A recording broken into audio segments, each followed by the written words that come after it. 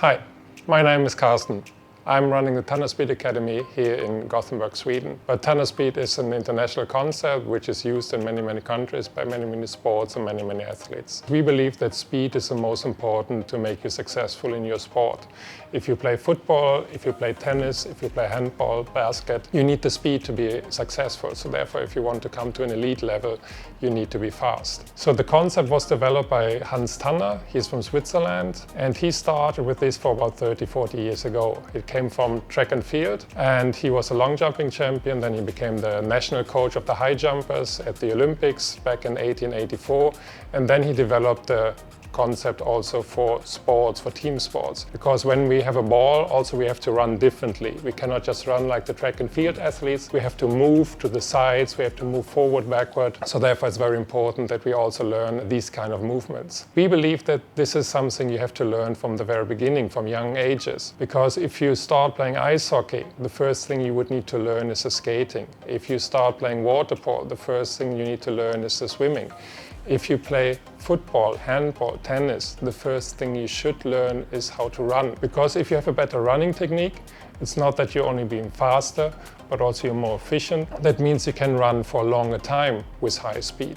And therefore it's very important. Just to give you an example, when we run 10 meters and one player or one athlete is running 1.7 seconds and the other one is running 1.8 seconds. The distance between them is only 1/10 of a second, which means basically a blink of an eye. But that will give the one player who's faster an advantage of about 58 centimeters when reaching the finish line. So in your sport, this might be the big difference to be more successful, because you will be clearing the ball or you will be finishing and you will be scoring. So therefore, and the speed, especially in the acceleration, that is the key thing. And that is what we are doing here, what we're teaching the kids here in Sweden, but also, as I said, we do this international. We have a lot of customers and clients coming from all over the world or even following us online. And then we teach how to make this possible, how to become faster. There is different stages of speed training. You always would start with the basics, and it doesn't matter if you are 8 years old, if you're 14 years old, if you're 17 years old, the basics is necessary.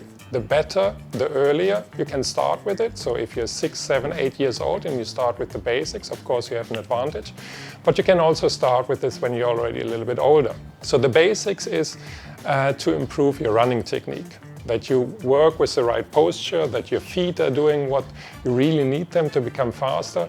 So that is the first step. The second step is then the acceleration, so that we have to have a very good coordination, which is ending in an acceleration. So that means when you make a move and then you have an acceleration, this is the key thing. So we're working a lot with agility ladders, and we will show you drills about how to improve your coordination with a ladder. So this is the next step. Then we have in team sports, what we said before, a lot of change of direction. So also we have to learn how to turn quick to the left, to the right, or to decelerate and to run the other direction. So these kind of things has also be part of our training, because only what we do in training we will be good at in our games, in our matches. The next step then will be plyometrics. Plyometrics means that we're jumping and bouncing a lot, because this will increase the strength of your feet. So we call it reactive strength. So when we're talking about speed, it is frequency.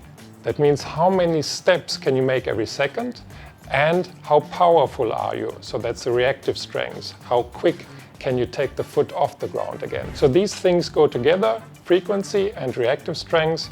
So the plyometrics is there to improve your reactive strength. Then the next step is resistance training. Resistance training is an ideal complementary training to speed and strength training, because with this we can learn and teach the body how to very good control the activation of the muscles, and that is key for becoming faster.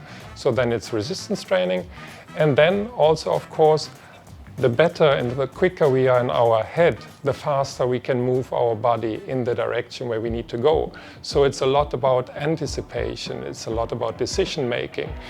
These kind of things we also have to implement in our training, so therefore we can then also take quicker decisions. There was once Thiago, the player from Bayern Munich, or now for Liverpool. He was once asked, when you get the ball, in the midfield, how much time do you have to take a decision what you're doing with the ball next? And then his answer would be -1 second.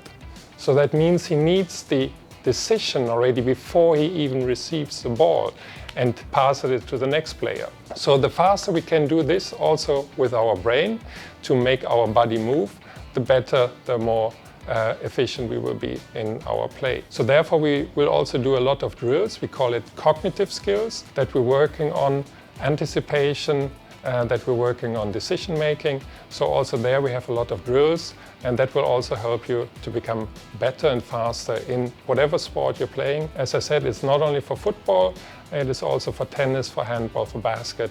Every sport where you're working with a ball and you're not working as a single athlete, but there is a lot of opponents, it's a lot of teammates. So the better you can do this, the more successful you will be in your sport.